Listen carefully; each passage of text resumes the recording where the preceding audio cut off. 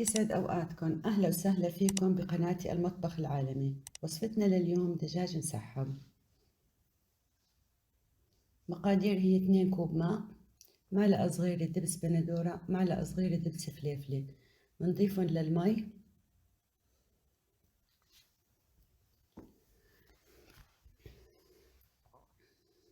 بنضيف فوقهم عصير ليمونة واحدة، نص كاسة زيت ذرة،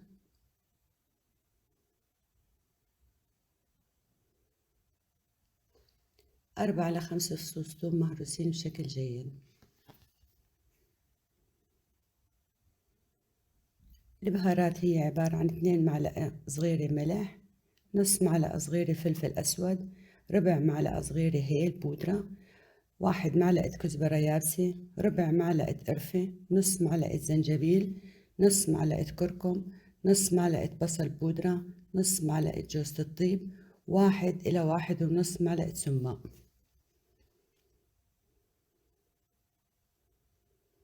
بالمكسر بنخلط المقادير كلها مع بعض بشكل جيد.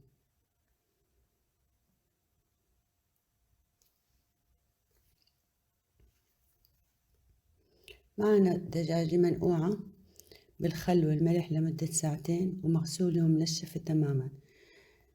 قسمتها أنا نصين، بنضيف الخليط فوقها وبنخليها منقوعة من 4 ساعات ل6 ساعات. بالنسبة لي أنا نقعتها 6 ساعات كان كافي.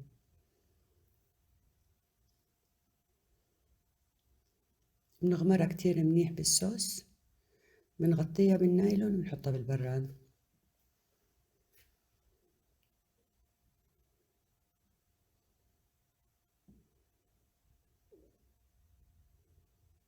بالنسبة للخضار عندنا 3 حبات جزر مقطعين وسط، 2 حبة بطاطا مقطعين قطع وسط،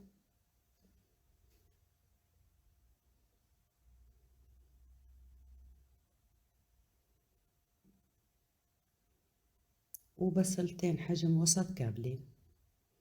بنحطهم بصف بالصينية بالشكل يلي انتو بتحبوه. بنخلي الوسط للدجاجة، بنشيل النايلون، بنحط الدجاجة بالوسط ونضيف السائل كله فوق الخليط. بنغطيها كتير منيح بورق الزبدة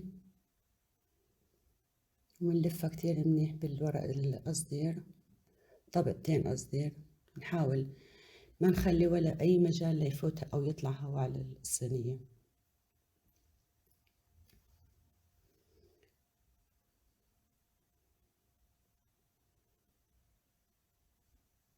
بندخلها على الفرن لمدة ساعة، نار حامي على 200 من فوق ومن تحت بنشغله.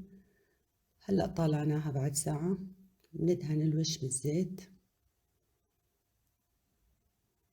حتى يساعد بتحمير الوجه.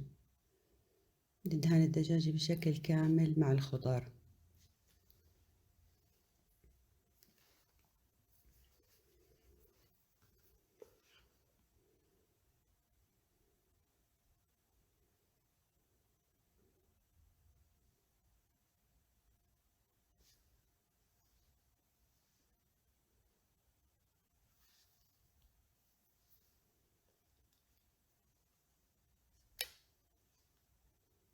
بنرجعها على الفرن حتى يتحمر الوش بشكل كامل.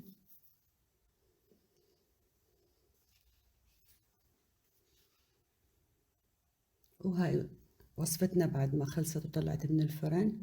منظر بشهي، الريحة ما فينا أوصف لكم قديش حلوة، وبالصحة وهنا. وبهيك بتكون وصفتنا لليوم خلصت.